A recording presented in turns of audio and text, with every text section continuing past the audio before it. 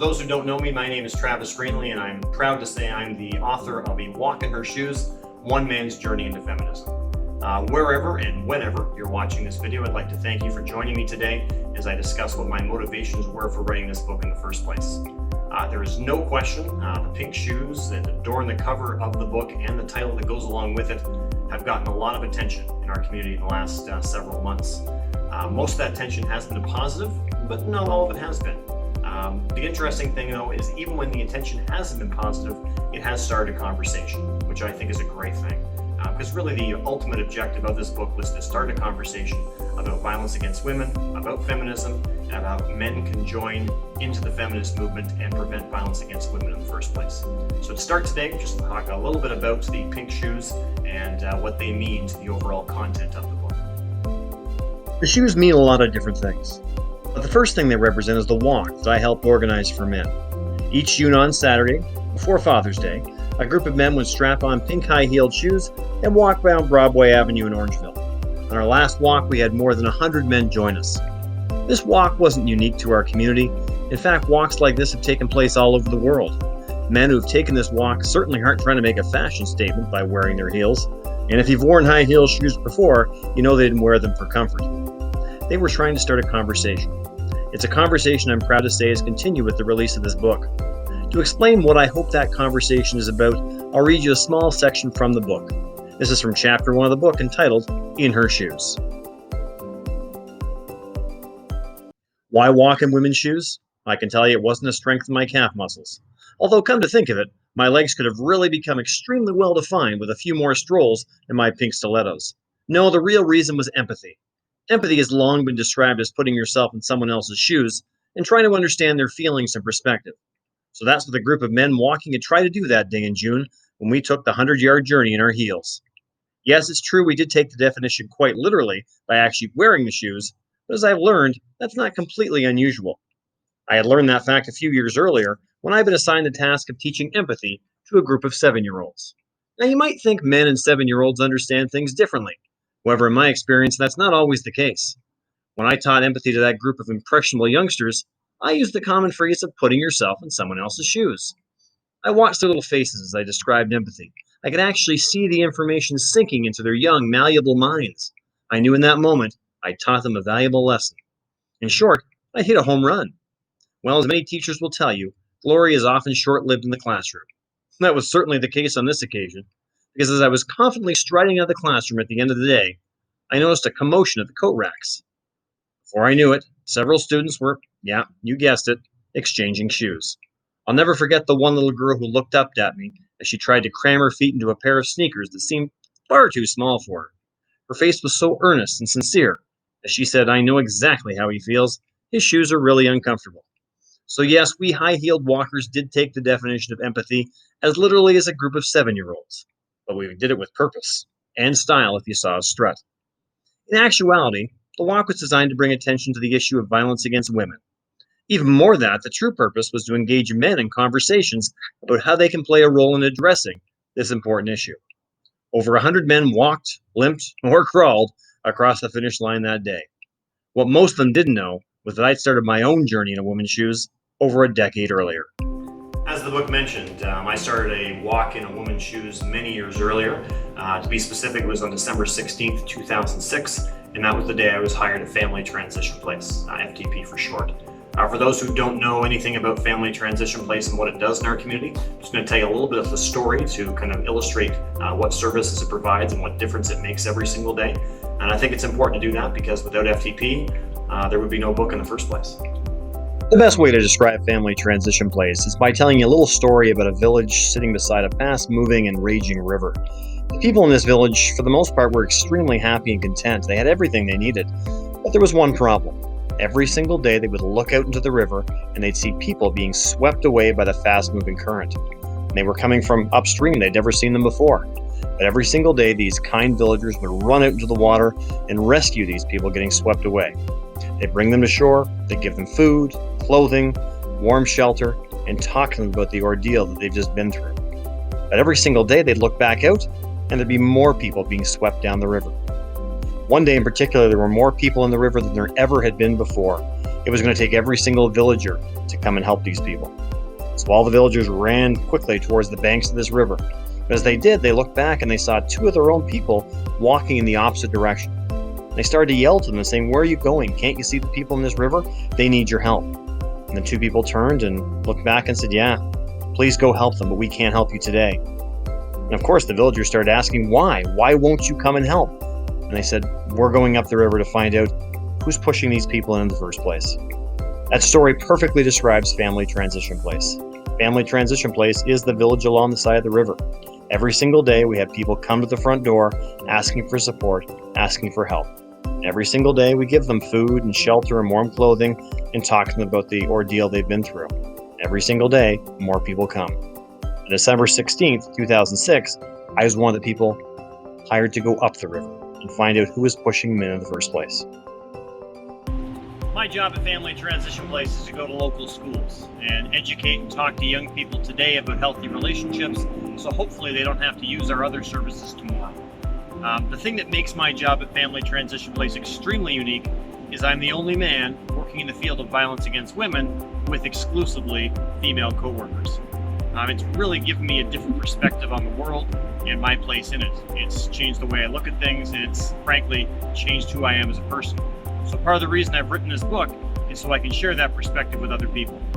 So now I'll read you a little excerpt from the book, talking about what I've learned and how it's shaped who I am today.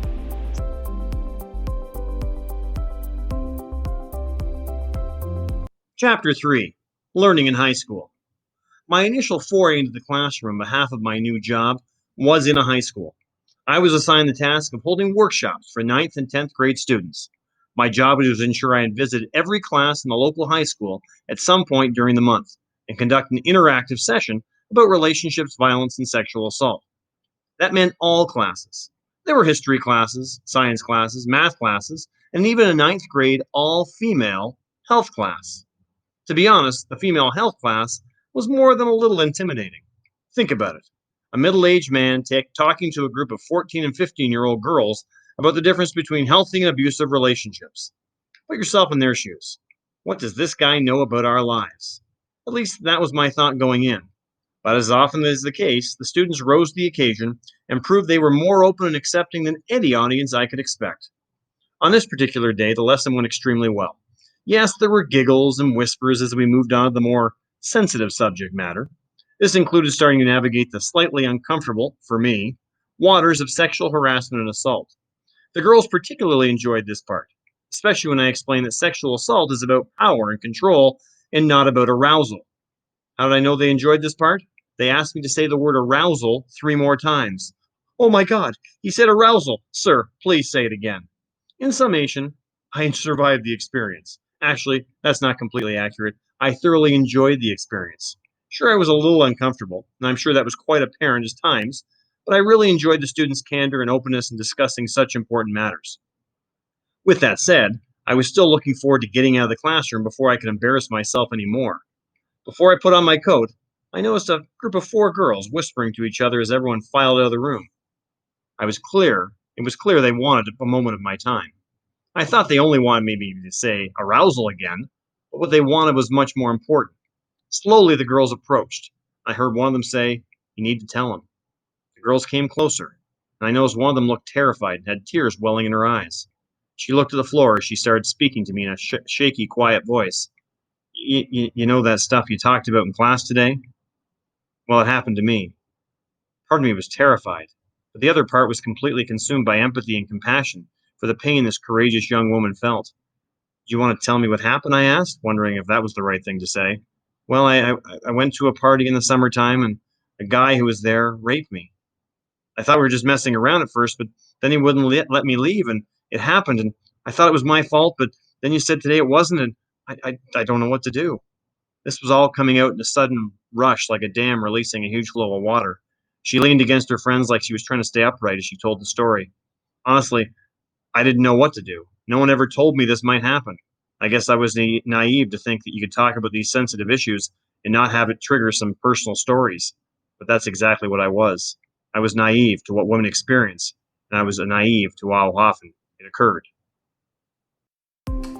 So ultimately, the message with this book is the same message I'm trying to share with this video. And that message is sadly that violence against women is an epidemic in our society, and that men have a role to play in ending that epidemic. We can empower our sons and daughters to be their authentic selves, and not who history and stereotypes have trained them to be for generations. We can speak out not only against acts of violence, but acts of everyday sexism that creates this culture of violence in the first place. I've been very fortunate enough to surround myself with some incredible people, and I was witness to an incredible act of someone standing up to an everyday act of sexism that I'd like to share with you now. A couple of years ago, I went on a baseball trip to Chicago with some guy friends of mine. We were heading there for 3 days to watch 2 Blue Jay baseball games. So we were in the van and we're heading to Chicago for this long journey, and we stopped along the way to pick up one other person I'd never met before. In fact, nobody in the van had ever met this person except for the driver before. And this gentleman got in the van. He was pretty excited to head off on this guy's weekend. He actually exclaimed, "Oh, guy's weekend, this is going to be fantastic. Wouldn't it be great if things were like they were in the old days where you just got drunk and beat your wife?" Things got very, very quiet all of a sudden as we all kind of absorbed what had been said. I'm thinking, how do I continue forward without saying something, especially with the line of work I'm in? Just as I'm about to say something, a voice behind me, a good friend of mine, spoke up and said, "You may not want to say things like that. Travis works at an abused women's shelter." Everything got very quiet. We actually drove for the next hour or so in almost complete silence. And I'm thinking the entire time, this is going to be one great weekend, with the tone being set this way. The amazing thing was, once again, a negative start ended up in a positive solution.